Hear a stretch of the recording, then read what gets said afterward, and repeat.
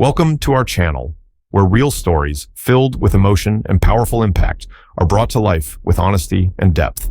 If you believe that justice, courage, and truth deserve to be heard, then you've come to the right place. Before we dive into today's story, don't forget to hit the like button, subscribe, and leave a comment below to share your thoughts, because your voice is just as important as the main characters in every story we tell. Under the early morning sun of Dallas, what seemed like a trivial matter set off a political earthquake. Monica Gaines, a federal congresswoman and seasoned civil rights attorney, arrived at the Dallas Municipal Court to resolve a parking ticket. On the surface, it was a simple administrative task, a civic duty carried out by thousands of citizens every day. But what made this incident sting was the context. Monica's car had been ticketed while she was meeting with activists just a few blocks away, discussing the illegal eviction of minority families. The irony was not lost on her, yet with the calm resolve of someone seasoned by struggle, Monica chose the simple route: show up, pay the fine, and move on. But that morning didn't go as planned. At exactly 8:47 a.m., her legislative director in Washington, Devin Clark, called to inform her that the Department of Justice had just released a preliminary report on racially biased evictions in South Dallas, a matter Monica had been tracking closely for months.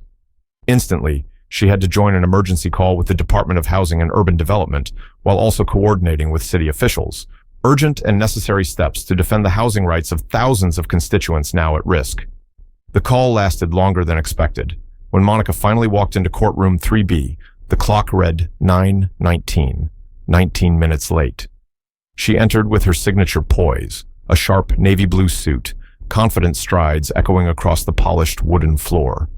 In her mind, this was still a minor matter: pay the fine and carry on. But the moment her name was called, the atmosphere shifted. Presiding over the bench was Judge Alan Brewster, a silver-haired man with an icy gaze, barely concealing his disdain.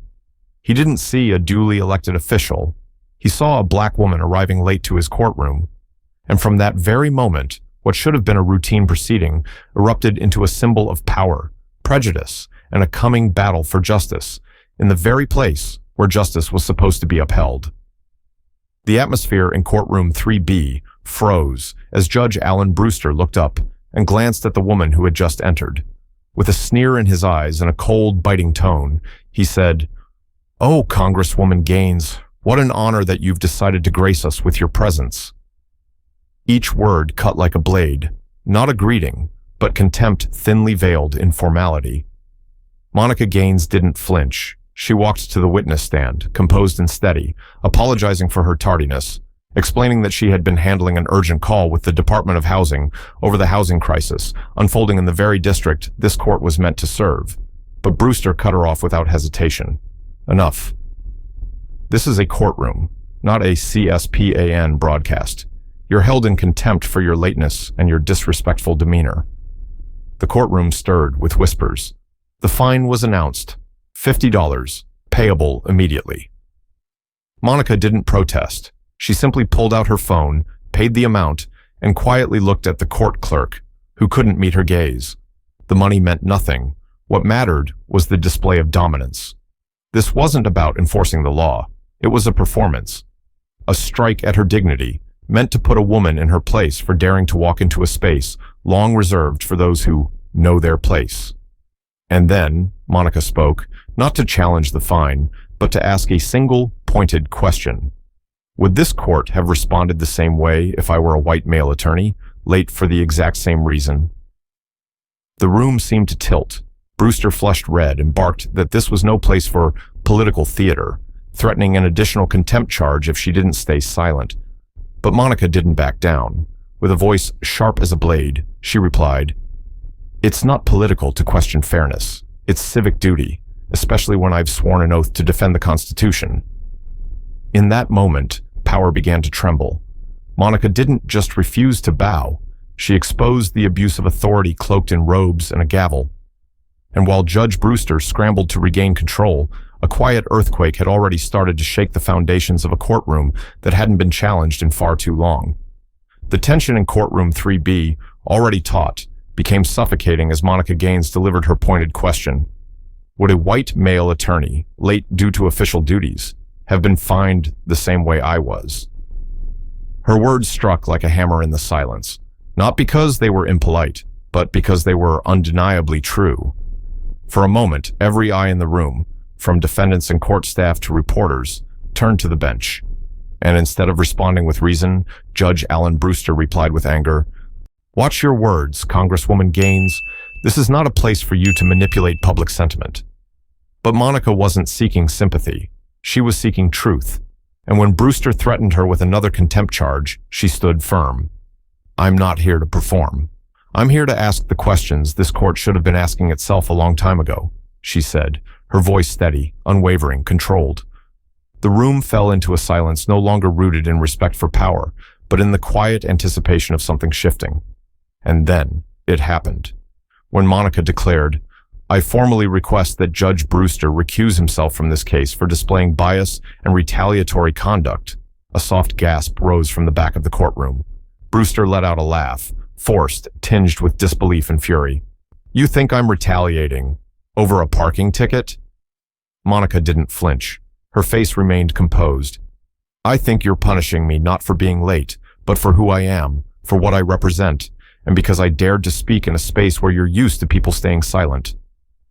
By now, the air in the courtroom had changed entirely.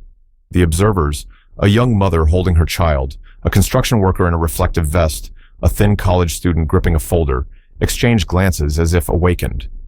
In the back, a young reporter pulled out his phone and began recording, defying the "no filming" sign on the wall. From the prosecutor's table, Lucia Marquez, a Latina attorney, suddenly rose. Her voice was calm, but it rang out with conviction. "Your Honor, as an officer of the court, I motion to postpone this hearing to review the serious concerns raised regarding judicial conduct." Brewster snapped toward her, barking, "You're out of line." But Lucia's gaze didn't waver. "No, sir, you are. You've crossed the line of justice." The courtroom was no longer the judge's solo stage. It had become a battleground where truth, courage, and civic duty were rising. Power was now on trial, and every eye in the room had shifted, no longer on Brewster, but on Monica, the woman who had turned an anonymous court appearance into a moment of irreversible reckoning for justice. As the confrontation between Monica Gaines and Judge Alan Brewster reached its peak, the tension in courtroom 3B was electric, on the verge of erupting. Monica stood tall, her eyes lit not with defiance, but with clarity and conviction. While Brewster tried to assert control with authority and anger, Monica was slowly transforming the courtroom from an authoritarian stage into a mirror reflecting truth. Brewster, red-faced, barked at the court officer, "Get her out of here." But the officer hesitated, frozen in place. That hesitation was the first visible crack in the wall of power that once seemed unshakable. And then, the back doors of the courtroom swung open. Two strangers walked in, sharply dressed, solemn-faced, every head turned. Within seconds, whispers rippled across the courtroom. Judicial Oversight Committee. They had arrived a full week ahead of their scheduled visit. Someone had tipped them off. Monica knew exactly who it was. Lucia Marquez, the prosecutor who had stood just minutes earlier to call for a postponement. No introductions were needed. The presence of the committee members instantly shifted the balance. One began taking notes. The other scanned every reaction, every word. Brewster's face drained of color. His hand moved toward the gavel, but he didn't strike it. There would be no thunderous pounding today. This time, silence no longer belonged to him. It had become a weapon for the other side. From the back, Lucia Marquez spoke again, her voice firm, no longer tentative. "Your Honor, in light of the Judicial Oversight Committee's presence, I formally request an emergency inquiry into potential bias and abuse of authority." Brewster turned toward her, ready to argue, but something in his expression shifted. He seemed to understand. Every word he spoke now could become evidence against him. Reporters no longer filmed in secret. Phones were raised openly, recording video and audio. A local news anchor had already slipped out of the room, preparing for a live broadcast. The hashtag #contempt of justice began trending on Twitter. The entire city of Dallas was now watching this small courtroom, where the law itself was being put on trial, and the truth was finally being rewritten. Monica remained in place, turning to face the Oversight Committee directly. If justice is truly what this court represents, then it must begin with the recognition that no one, not even the man on that bench, stands above the law. Courtroom 3B was no longer the setting for a parking ticket hearing. It had become the epicenter of a battle to redefine justice, and that battle had just gained witnesses who could no longer be ignored. It started as nothing more than a $50 parking ticket, trivial, insignificant, hardly worth arguing over.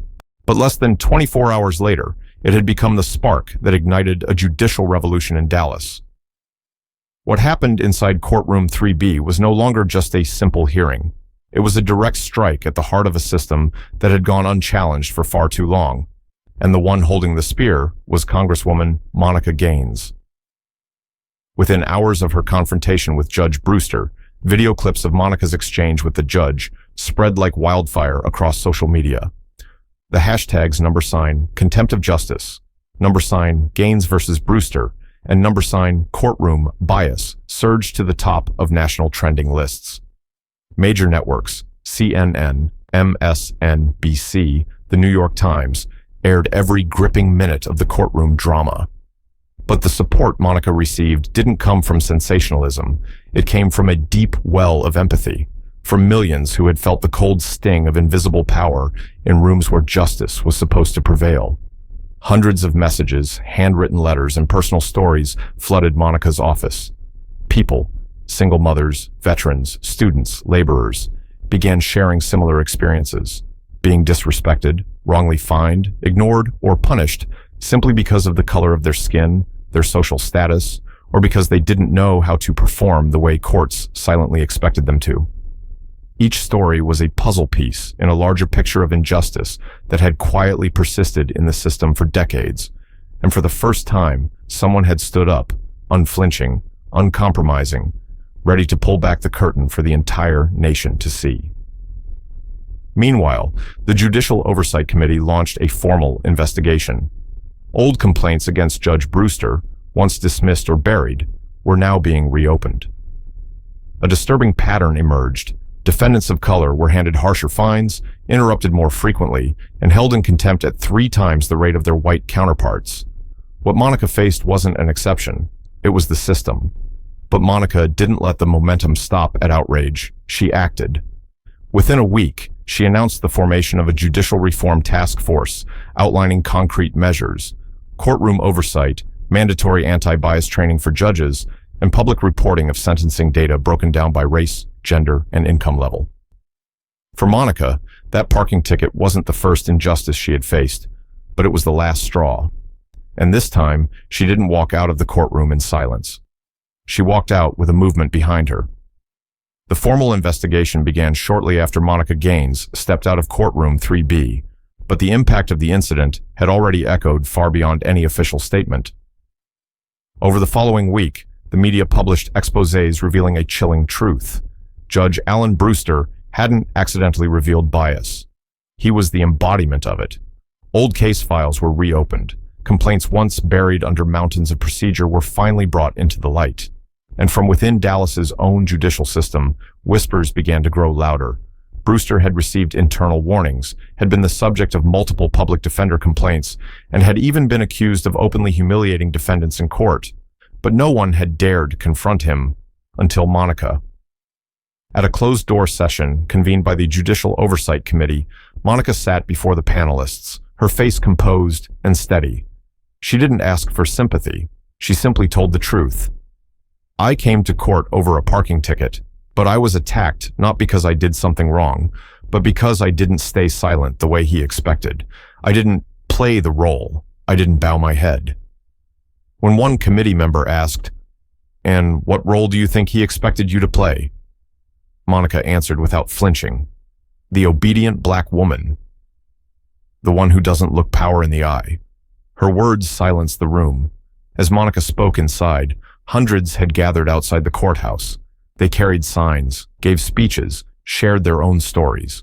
A movement had taken shape, not fueled by outrage alone, but by the fact that someone had finally spoken the truth everyone knew. but no one had dared name. Some judicial benches had become platforms for abuse, not justice. On Friday morning, in a courtroom packed with citizens, reporters, and law students, Judge Brewster appeared pale and visibly shaken. When the court clerk handed him the envelope from the Oversight Committee, the entire room held its breath. He opened it and read aloud. The committee has found substantial evidence of sustained bias, including but not limited to disproportionate contempt charges, denial of basic procedural rights, and consistent unfair conduct in courtroom proceedings. His voice faltered.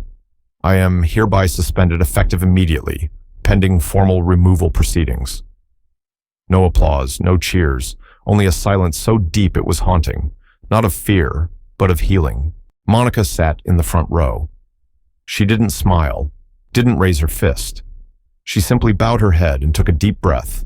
The courtroom was no longer a place that silenced voices. It had become a place where voices were finally heard. Brewster stepped down from the bench, not looking at anyone, not saying a word.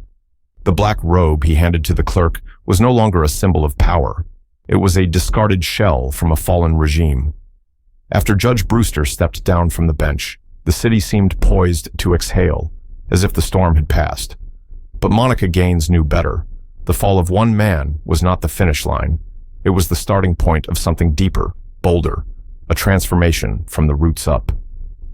Within a week, her district office began receiving hundreds of visitors, not seeking comfort, but ready to share, to help redraw the shape of a justice system they believed they deserved. The stories poured out, like a dam, long overdue to break. A single mother had her license suspended over a clerical error by the licensing office. A college student was issued a warrant for failing to pay a $100 traffic fine he couldn't afford. An Iraq war veteran had to appear in court 3 separate times for violating trash disposal hours. Each was a victim of invisible gears in a system warped by indifference, and each voice became a building block in what Monica was quietly constructing, a people-led movement for justice, by the people and for the people. She didn't wait for Congress. Monica convened an interdisciplinary task force made up of civil rights attorneys, law professors, retired judges, local activists, and even former defendants. She named the initiative Justice Starts Here. Under her leadership, the group began drafting sweeping proposals, mandatory unconscious bias training for judges, community-run courtroom oversight programs, and a public database that tracked court outcomes by race, income, and gender. But she didn't stop in Dallas. Monica took her message on the road, holding town halls in Fort Worth, Austin, Houston, listening, dialoguing, and sparking hope. Everywhere she went, someone would step forward, someone who had once walked out of a courtroom unable to hold their head up. Now they returned, not to beg for mercy, but to demand justice. The media followed her every step. A PBS special report called her the spark of justice lit by a parking ticket. But to Monica, titles meant little. She wasn't fighting to become a symbol. She was fighting to tear down a symbol that had long decayed, the image of the judge as untouchable. We don't have to wait for the next humiliation, Monica told a packed community hall in South Dallas. We start now, in rooms like this. Justice doesn't wait on Capitol Hill. It begins here, with every citizen brave enough to speak up. And so, Monica's movement didn't rise from a podium. It rose from the people, from each story, from each voice, from every step taken toward a justice system that is fairer, more real, and finally, truly belongs to everyone. The impact of what happened in Courtroom 3B didn't stop at the city limits of Dallas. What began as a confrontation between Congresswoman Monica Gaines and Judge Alan Brewster quickly transcended local boundaries, becoming a catalyst for a nationwide reckoning within the justice system. National media didn't just report on the incident. They began unearthing similar cases in other states, where people of color were routinely mistreated, where the judge's gavel wasn't just used to close a hearing, but to silence the powerless. In courtrooms across New Orleans, Atlanta, Chicago, even Fresno, attorneys began citing the Monica Gaines case as a social precedent. In a Newark County court, a Latinx defendant who arrived late due to bus delays was not penalized after a public defender referenced the Gaines precedent. In Detroit, a judge refused to hold a black student in contempt for tardiness. Instead, he asked why and listened. This wasn't the result of policy change. It was the result of a cultural shift. And it all started in Dallas. In Congress, lawmakers from both parties began to take notice.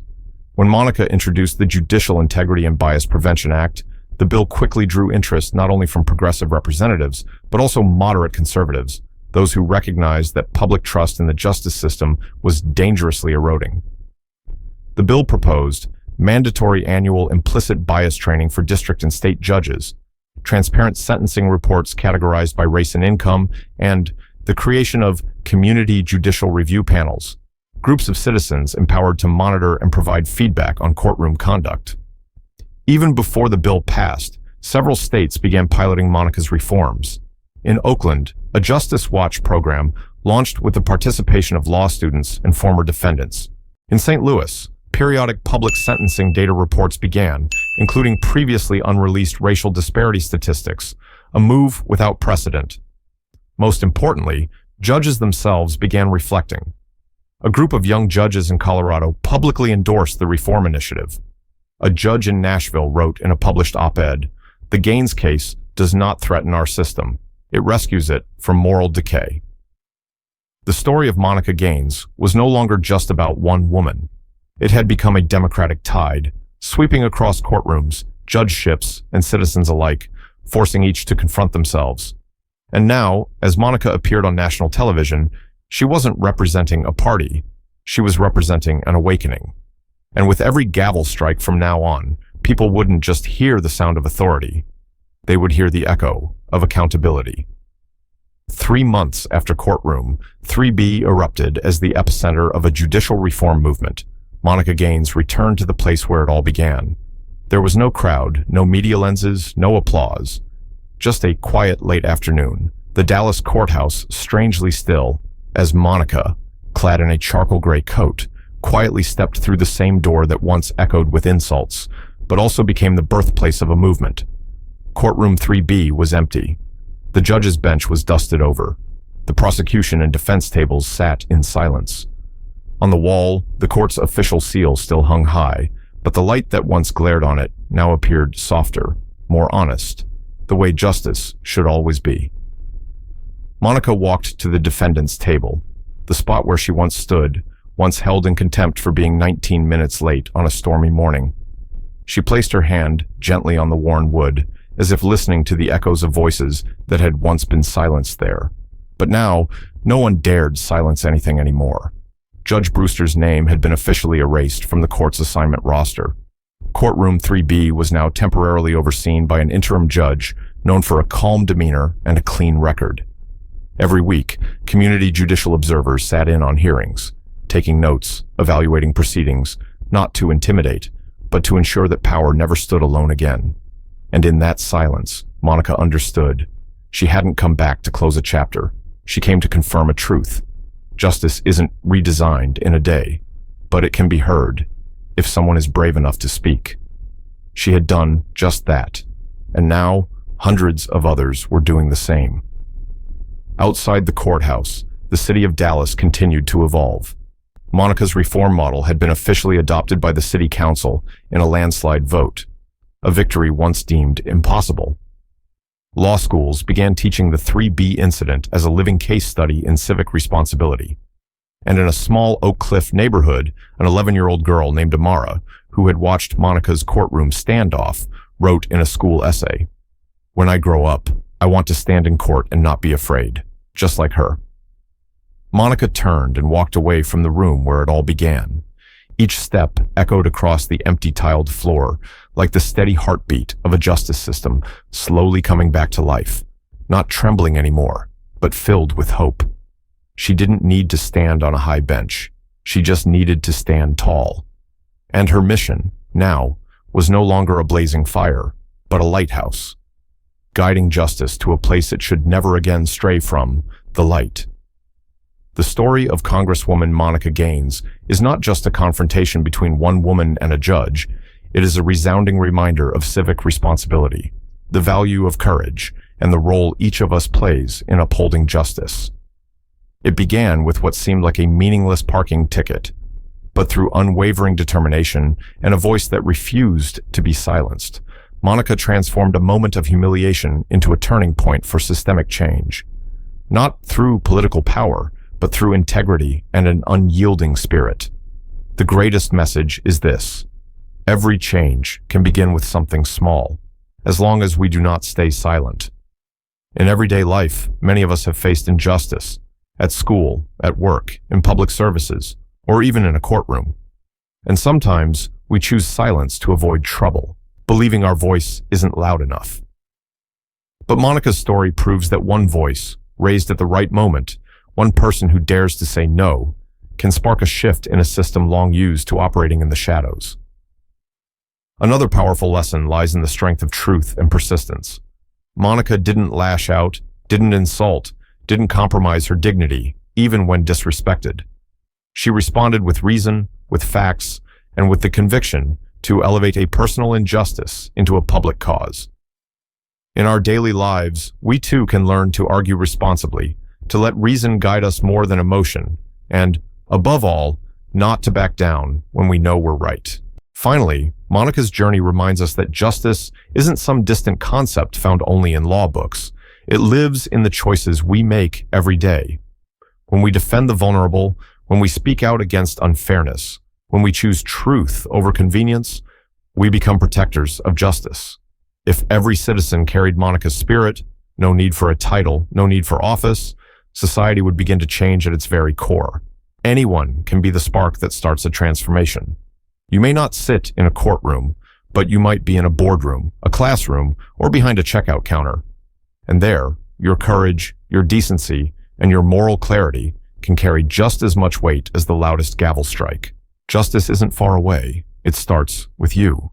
If this story moved you, if you believe that truth and justice are worth defending, make sure to subscribe so you don't miss more powerful journeys like this one. A single like from you is a huge encouragement for us to keep telling the untold stories that matter. And don't forget to share this video with friends and family, because somewhere out there, someone might need to be reminded that their voice matters too. What did you take away from Monica Gaines's journey? Leave us a comment below. Whether you agree, disagree, or just want to share how it made you feel, every perspective is welcome when it comes from a place of care. Because real change begins with conversation. And sometimes a single comment can start a much bigger dialogue.